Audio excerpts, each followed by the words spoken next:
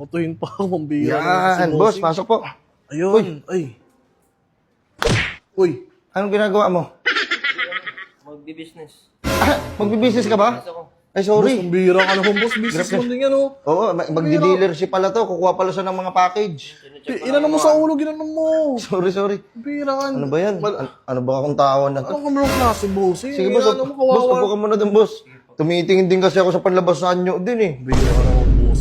Pero binatukan mo yung ano. Oo, yun yung mali ko. Nakakatakot kayo, boss. Boss, nga pala, boss, ito po yung ano namin, yung 50 kilos. Ay, may 50 kilos din 50 pala kg, kayo. opo.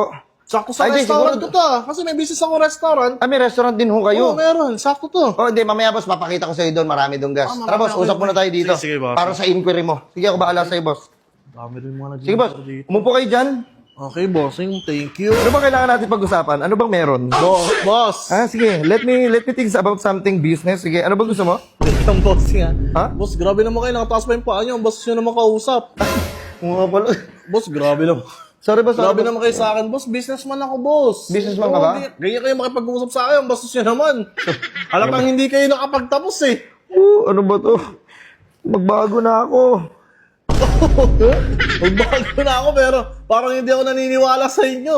Hindi ba? Sige, pag-usapan na. Let's talk about business. Ayun yun, talk about business, boss. What do you want to business in your possibility view? Ah, Ano ba yun? Hindi ako marunong ang mag-English. gulo ng English nyo, boss. Pakita ko na lang sa yung mga tanggi namin.